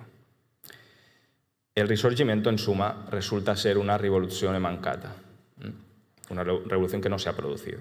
Bien, y para ir acabando, Está claro que la autoría de la revolución pasiva, que es el Risorgimento para Gramsci, recae en los moderados, Cavour y compañía, está claro. Pero Gramsci precisamente somete a crítica al Partido de Acción justamente por un jacobinismo entendido en el sentido peyorativo del término, porque esto sería otra cuestión, ¿no? El joven Gramsci y el Gramsci de madurez no entienden de la misma manera el término jacobinismo.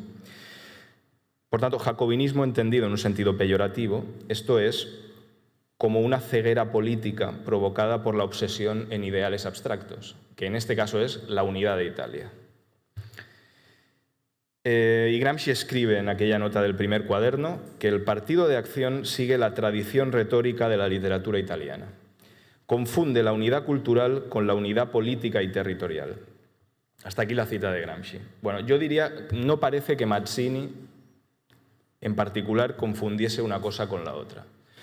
Porque Mazzini había insistido en posponer la cuestión social, había insistido en ello, para el momento en que se hubiese alcanzado la unidad nacional.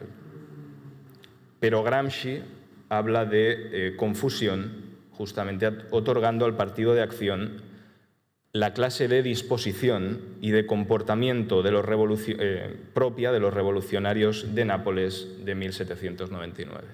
Gracias.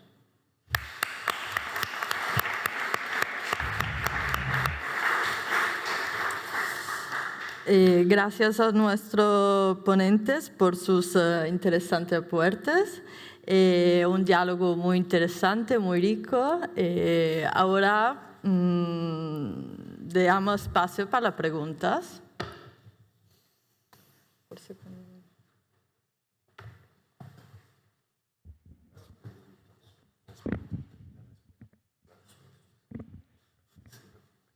Bien, muchas gracias por las 3 intervenciones.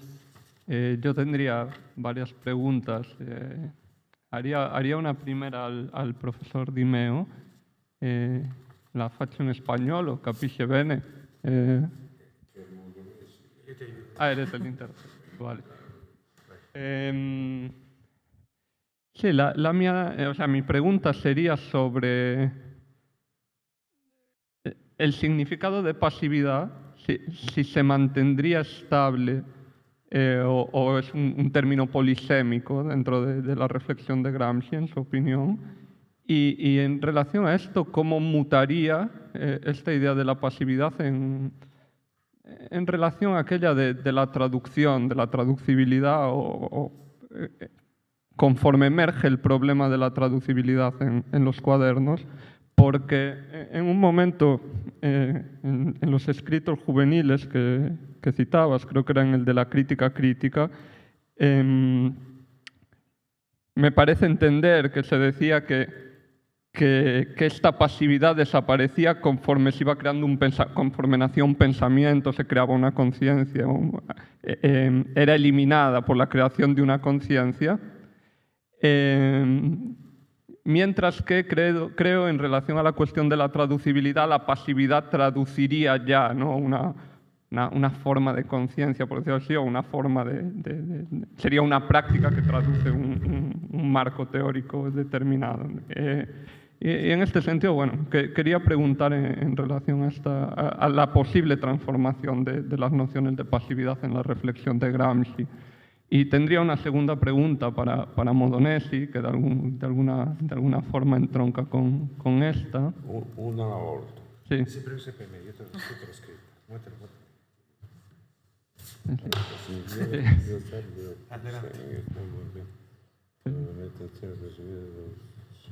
Si continua. Sí, continúo.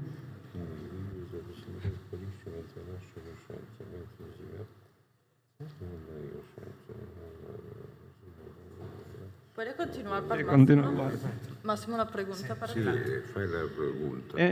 Para Máximo sería, obviamente continuando el diálogo de ayer, ¿no?, sobre tu charla, diría, por un lado me parece muy interesante, ¿no?, la perspectiva de partir de la cuestión de la subalternidad, porque de algún momento se opone a dos lecturas que tienen cierto recorrido, ¿no?, una lectura historiográfica en la que la aproximación al Gramsci historiador deja fuera el problema de la subalternidad, haciéndole un historiador de la revolución pasiva, que a mí me parece una lectura claramente equivocada y que no es capaz, ¿no?, de dar cuenta de ciertos aspectos de la reflexión de Gramsci, y por otro esa que comentábamos, ¿no?, que contrapone la cuestión de la revolución pasiva a un marco más centrado en las luchas, ¿no?, que sería una interpretación que claramente bebe más de la raigambre operaísta, por así decirlo. Y al margen de esto me preguntaba, y tiene que ver con la cuestión de la pasividad, lo que decíamos ayer, ¿no?, si pasividad muta de significado a lo largo de los cuadernos, desde una definición Kuockiana en la que la pasividad sería el aislamiento de las masas, que tiene por correlato la desconexión, ¿no?, de los líderes, hacia un modelo en el que la pasividad es la producción, ¿no?, dentro de una articulación de una forma de gobierno, ¿no? Es el resultado de una forma específica de gobierno. Hasta ahí llegábamos ayer y teníamos ciertas dudas, pero mi pregunta sería si el cambio no estaría más entre una forma de pensar, no en que la subalternidad no esté presente en las primeras formas de la revolución pasiva, sino en una forma de pensar la revolución pasiva que evoluciona desde un primer momento, en esa nota 44, en la 150, etcétera, en el que se piensa como articulación, como destellos de articulación, destellos transformistas en la historia, a un momento, en torno al cuaderno 8, en el que comienza a pensarse como un proceso largo, ¿no?, como un proceso de intervención molecular continuada que no puede reducirse simplemente a destellos articulatorios, si queremos decirlo así, ¿no? No sé si me he explicado. Muchas gracias.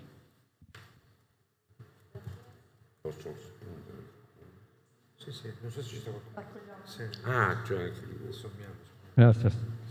Una prima domanda per Massimo, che in che senso, per capire meglio, in che senso Gramsci da solo non si sostiene, come tu hai detto?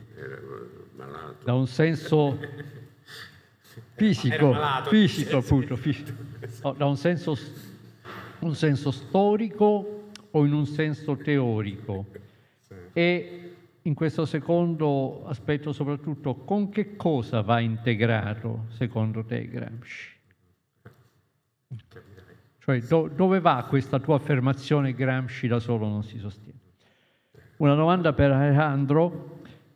Questa cosa molto interessante che tu hai detto, la differenza A e B nel processo di emancipazione come diversa dal processo della conoscenza, no?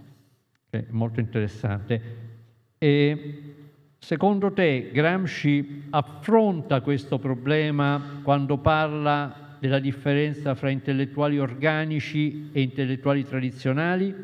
Cioè, nel senso, gli intellettuali tradizionali mi sembrano tutti dentro il modello della conoscenza che hai tu designato, ma gli intellettuali organici invece dovrebbero essere proprio più dentro il modello dell'emancipazione. Cioè l'affermazione di Gramsci, tutti gli uomini sono filosofi, per esempio, tutti gli uomini sono intellettuali, in qualche modo viene incontro al problema che tu hai posto? Grazie.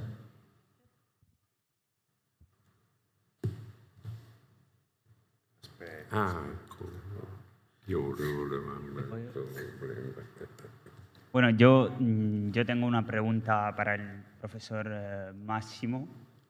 Y bueno, en realidad es una... A ver, no sé si va a ser una comparativa un poco atrevida, pero intento ver un poco lo suelto y a ver qué sale.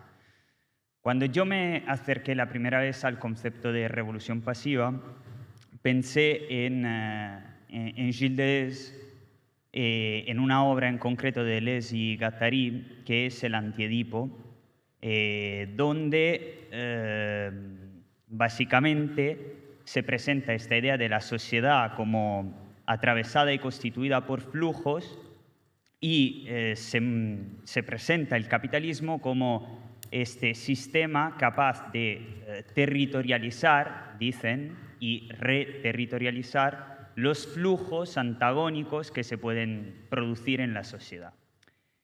Y ese proceso de territorialización es un proceso de codificación, es decir, se absorbe en la propia axiomática capitalista todo lo que puede ser un elemento de fractura, un elemento de revolución, ¿no? Y, por ejemplo, yo qué sé, hoy en día la lógica ecológica y el capitalismo cómo se comporta de cara a la ecología, básicamente absorbiendo y produciendo un tipo de cosmovisión que es conservadora, porque en realidad lo que se mantiene es la idea de un sistema de desarrollo fundado en la venta, la producción, la venta y el consumo, y al mismo tiempo lo que hace pero es intentar ver cómo se está dando cierto cambio, por ejemplo las publicidades sobre productos ecológicos o el transporte con contaminación cero. Bueno, ¿por qué hago este paréntesis? Porque yo he pensado en el acercamiento que has hecho entre revolución pasiva y transformismo, pues lo que ahí se produce es decapitar las fuerzas alternativas revolucionarias y de alguna manera engullirla, hacer que se pueda neutralizar su carga activa. Entonces, la pregunta es esta. Lo primero, ¿tú piensas que es una comparativa muy atrevida, que no se puede pensar este concepto de revolución pasiva a partir también del dispositivo de territorialización que acuñan Deleuze y Guattari?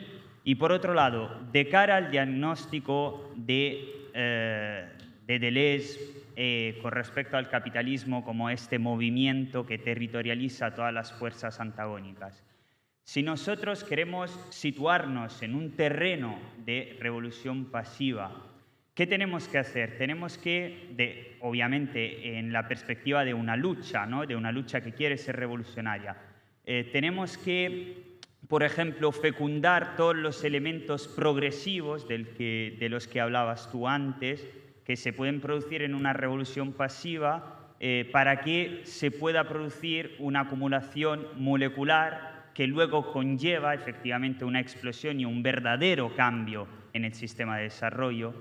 ¿Sería posible llevar a cabo una lucha en un terreno de revolución pasiva para construir otro terreno alternativo al del capitalismo? Esa sería la pregunta, y perdón si me he alargado. Bueno, Antonio, Posso? puoi iniziare? Sì. Allora, se ho capito bene, perché lui non è un gran traduttore, ci si capisce niente. Me l'ha scritto in portoghese. Allora, io vorrei rispondere, se capisci, con una constatazione di fatto. Gramsci giovane si interessa molto alle questioni di psicologia individuale e sociale, in particolare di questo Alfred Fouillet, James, come è noto, lo consiglia al marito di una signora che conosceva, dice: se vuoi studiare psicologia, leggi il trattato di William James. Bergson, perché? Anzi, una traccia del bergsonismo è in quell'espressione quando dice: ma l'americanismo cos'è un accumulo molecolare di modificazioni di tipo rivoluzione passiva o arriverà a un momento esplosivo? Ecco, questo è Bergson. In Bergson, la rivoluzione creatrice, la rivoluzione creatrice, descrive processi di questo tipo, cioè accumulo molecolare di energie di tipo chimico poi, che possono esplodere con un esplosivo chimico, cioè a un certo punto si accende la miccia e le sostanze esplodono. Quindi ci sono nel Gramsci giovane moltissime allusioni dirette o indirette al fatto che c'è una dominante psicologica nei comportamenti sia degli individui sia delle masse e che ci sono delle forme culturali, politiche, sociali che tendono, come dire, a deprimere la consapevolezza degli individui e delle masse o tendono ad attivarle. Questo. Tant'è che rimprovera ai socialisti e ai riformisti il fatto che avevano trasformato Marx nell'autore dell'inerzia del proletariato. È un principio di inerzia, la passività. È l'attrito, no? Cioè, se uno lancia una palla, a un certo punto si ferma. Se non ci fosse l'attrito non si fermerebbe mai. Adesso faccio in maniera un po' impropria, diciamo. Quindi la passività è contemporaneamente una forma di assenza di volontà, ma che però ha una sua forza. Tant'è che, come dire, in molti scritti giovanili di Gramsci dice poi la gente si sorprende che accade un evento storico e lo considera come fosse un evento naturale. Ma perché? Perché nessuno partecipa salvo un gruppo di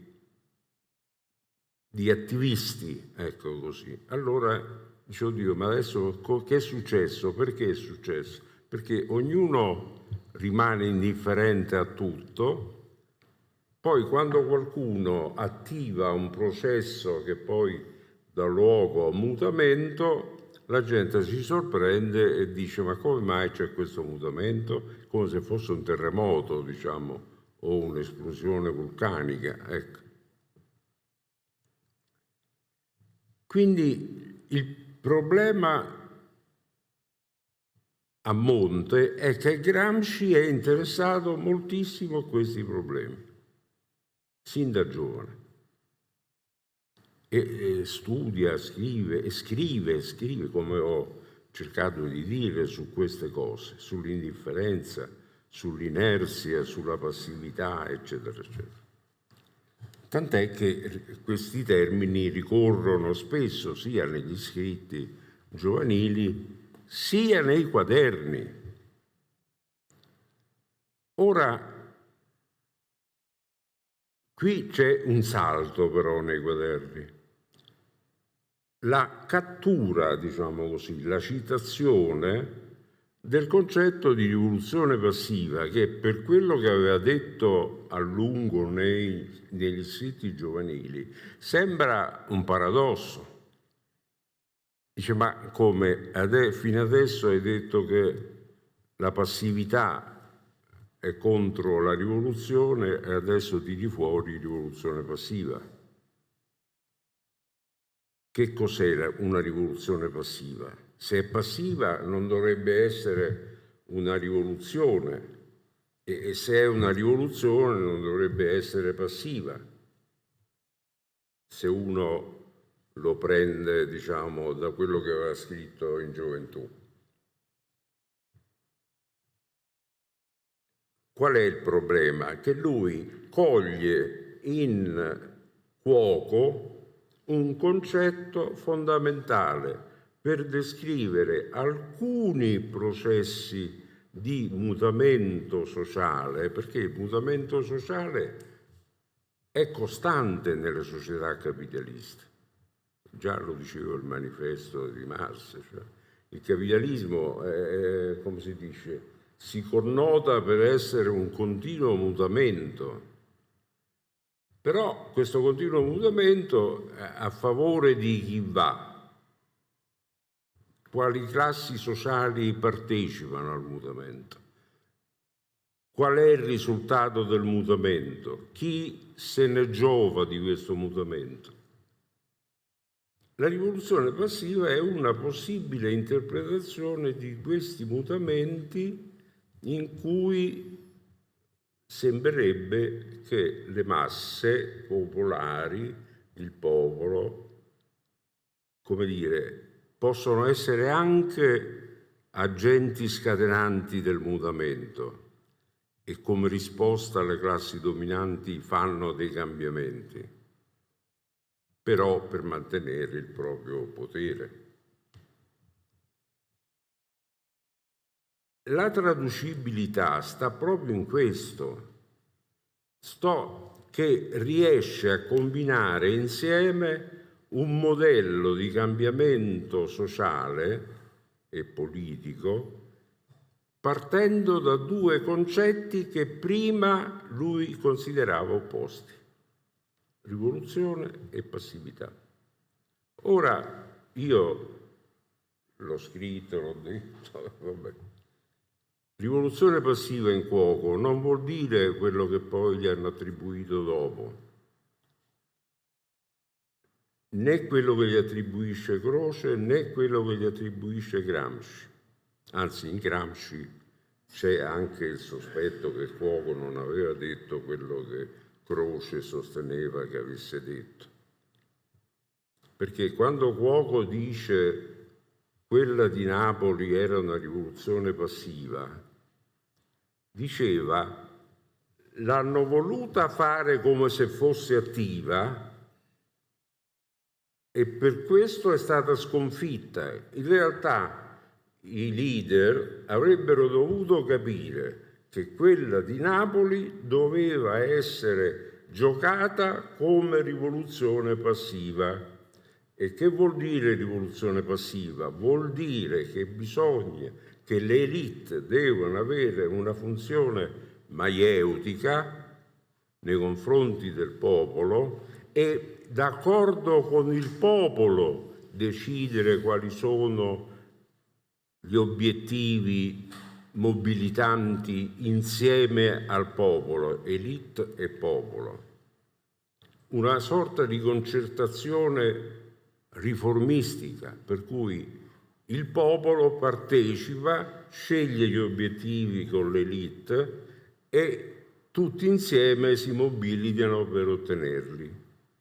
Non è la rivoluzione dall'alto, quella di Cuoco, né quella di Paine precedente, perché poi è la stessa cosa.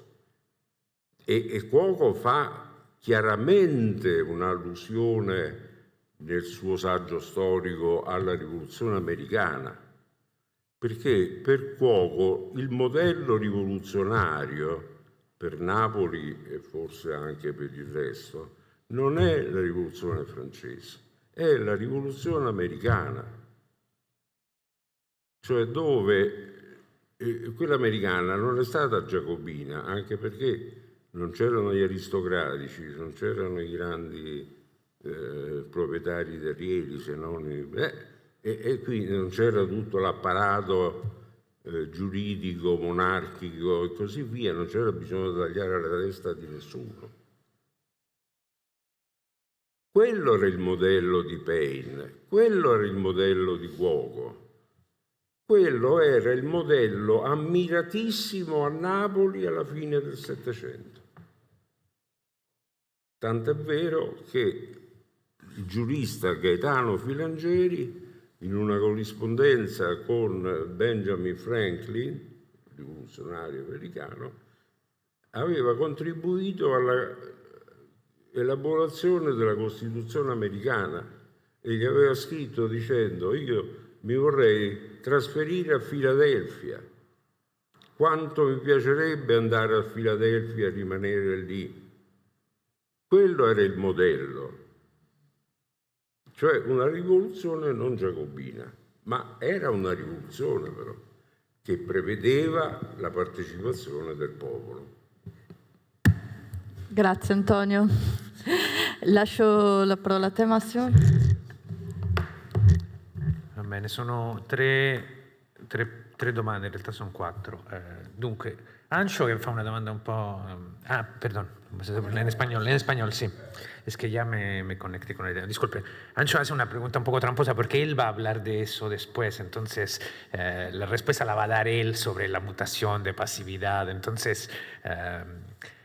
Pero voy a contestarte más desde una perspectiva un poco, si quieres, polémica, casi metodológica. O sea, ¿qué tanto esa lectura que siempre es diacrónica, que siempre asume el principio de la transformación de los conceptos en el tiempo, inhibe o impide una conexión sincrónica en la cuestión de Gramsci? Es decir, ¿qué tanto? Yo estoy de acuerdo que hay una dilatación del concepto de revolución pasiva, así como hay una dilatación del concepto de hegemonía y del concepto de Estado, que efectivamente adquieren una perspectiva que ya no permite hacer un análisis más preciso, digamos, de corte histórico, político, estratégico, puntual, y que hay una cosa, por eso de esa tendencia a hacer el análisis diciendo Gramsci, revolución y modernidad. O sea, la modernidad aparece como el horizonte temporal y el horizonte histórico. Entonces, yo sí creo que hay algo en los cuadernos que tiende hacia dilatar el horizonte analítico.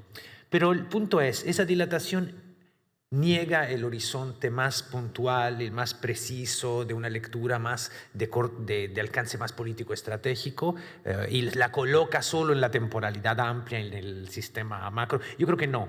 En ese sentido, creo que hay que tener cuidado con esa idea de que los desplazamientos semánticos siempre tienden hacia digamos, el pensamiento más maduro, más acabado, porque finalmente, o sea, Gramsci nunca editó, o sea, va, digamos, siguiendo un razonamiento. Pero yo creo que lo que dice al principio en el cuaderno 1, no digo que tiene exactamente el mismo valor que lo que puede decir en las reescrituras posteriores, pero no se niega. Por eso lo reescribe, recupera, y por lo tanto yo creo que los primeros momentos en donde aparece la noción de pasividad y la noción de revolución pasiva colocan de una forma que no se modifica tanto como aparentemente parece modificarse, porque siempre hay que ir arrastrando esa noción primera, porque el tiempo de escritura no es tanto, tampoco, o sea, esa idea de la diacronía del devenir del pensamiento de Gramsci también se limita a unos cuantos años, no hay acontecimientos, digamos, rupturas hay procesos políticos, hay lecturas y todo, pero yo creo que hay más continuidad que discontinuidad. Eso es digamos, la forma en cómo problematizaría lo que después nos contarás cuando te toque hablar y nos darás como la secuencia de eso. Respecto de lo que dice, que me pregunta Guido, que es una pregunta muy compleja. La frase yo la saco exactamente de Gerratana. Ahora, ¿cómo la interpreto yo? O sea, claro, o sea, entonces no es solo pero me parece interesante que Gerratana lo plantee. Yo creo que yo decía que había dos maneras de hacerlo. Uno es, creo que no se sostiene solo Gramsci, porque su propio pensamiento, tal como lo dejó elaborado, no se sostiene solo, es decir, requiere de una intervención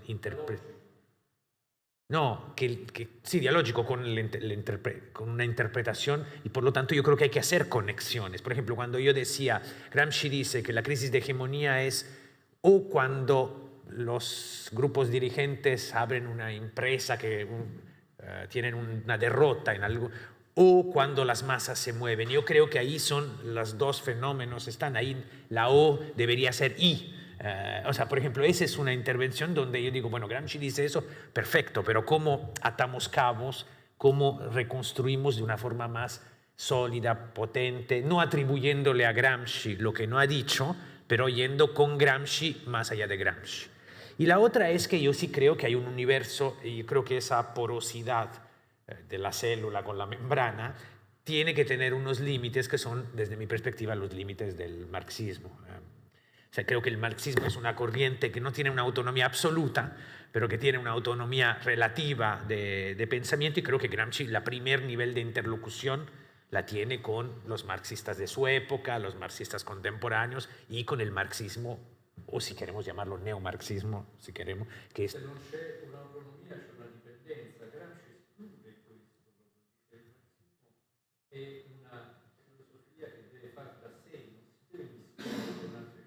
No, esatto, io sto dicendo più o meno questo. Mischiare non vuol dire non assumere, però. Vedi, lui è quello che invece apre a tutto. Io no. Ma ho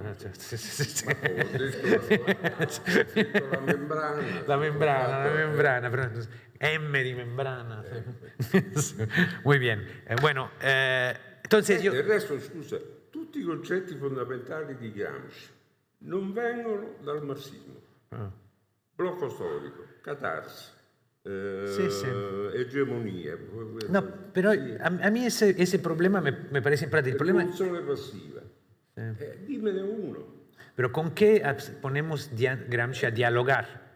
O sea, ¿con quién lo ponemos a dialogar? No de dónde vinieron sus conceptos nada más, sino con quién lo contrastamos. Aquí, por ejemplo, lo que decía Lorenzo, voy terminando porque ya se nos va el tiempo, decía Deleuze, Guattari.